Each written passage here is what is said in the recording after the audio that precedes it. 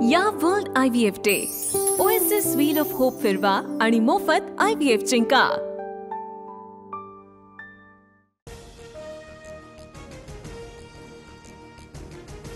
विधानसभा निवडणुकीवेळी दोन माणसं भेटली 160 जागा निवडून आणण्याची गॅरंटी देत होते, मात्र मी आणि राहुल गांधींनी हा मार्ग नाकारला। शरद पवार यांचा मोठा गौप्यस्फोट।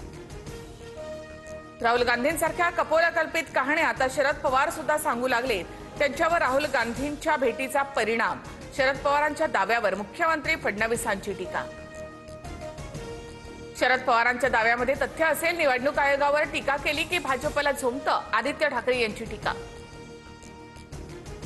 राहुल गांधींनी निवडणूक आयोगावर आक्षेप घेतला असताना भाजप आणि मुख्यमंत्र्यांनी उत्तर देण्यास पुढे येण्याचं कारण काय? राहुल गांधींच्या प्रश्नांना आयोगाकडून उत्तर हवं, शरद पवार यांची प्रतिक्रिया।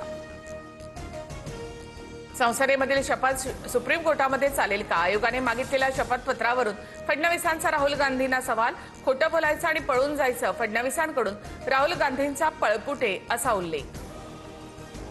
11 ऑगस्ट रोजी इंडिया आघाडीचा मोर्चा केंद्रीय निवडणूक आयोगाच्या कार्यालयावर धडकणार। राहुल गांधींचं मत चोरीच्या दाव्यानंतर देशभरामध्ये निवडणूक आयोगाच्या विरोधात वातावरण तापलं। शिर्डी मतदारसंघातही मतदार नोंदणी घोटाळा, आयोगाकडे माहिती मागून सुद्धा ती दिली नाही। बाळासाहेब थोरात यांचा आरोप, तर स्वतःचं अपयश झाकण्यासाठी थोरातांचं बेताल वक्तव्य। राधाकृष्ण विखे पाटील यांचा पलटवार। एकनाथ शिंदे कधी बोलत नाहीत, मात्र शिंदेंचा पुढचा मार्ग कसा असेल याचा अंदाज लवकरच येईल। एकनाथ शिंदेंच्या दिल्ली दौऱ्यावर शरद पवारांचं मोठं विधान। ठाकरे बंधू एकत्र येण्याबाबत इंडिया आघाडीत कुणालाही आक्षेप नाही। महाविकास आघाडी ही विधानसभा निवडणुकीसाठी तयार झाली। मुंबईत महाविकास आघाडीशिवाय ठाकरे बंधू एकत्र लढू शकतात याचे संजय राऊतांकडून संकेत। दोन्ही ठाकरे बंधू एकत्र आल्यास आम्हाला आनंदच, काँग्रेस योग्य वेळी निर्णय घेईल। आधी दोन्ही भावांना एकत्र येऊ द्या, काँग्रेसच्या विजय वडेट्टीवारांकडून भूमिका स्पष्ट। RSS शिस्तबद्ध संघटना, निर्णय झाला की त्याची अंमलबजावणी करते। पंतप्रधान मोदींच्या निवृत्तीच्या चर्चांवर शरद पवारांची प्रतिक्रिया।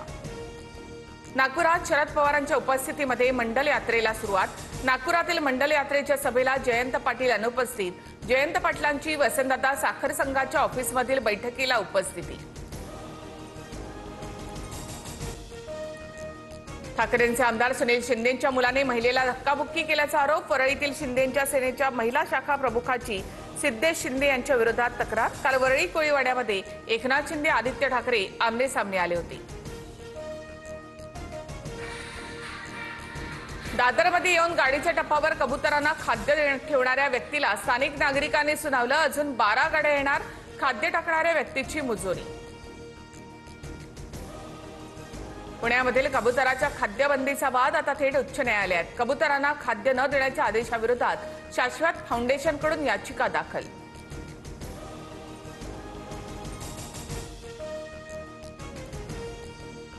गुहागरमध्ये भास्कर जाधवांच्या विरोधात ब्राह्मण सहाय्यक संघ आक्रमक। हेदवतडच्या सभेमध्ये खोदकीबाबत केलेल्या विधानावरून ब्राह्मण समाज आक्रमक। राजकीय स्वार्थासाठी ऐक्याला बाधा आणत असल्याचा भास्कर जाधव यांच्यावर आरोप। बीडमध्ये आणखी एका तरुणाचा बंदुकीसोबतचा रील व्हायरल। संबंधित तरुण वाल्मिक कराडचा समर्थक असल्याचा दावा। मुख्यमंत्री फडणवीसांना लाडक्या बहिणींनी बांधली राखी। लाडक्या बहिणींमुळे आम्ही सत्तेत, पुढील 5 वर्ष लाडकी बहीण योजना सुरू राहणार, मुख्यमंत्री फडणवीसांचं वक्तव्य।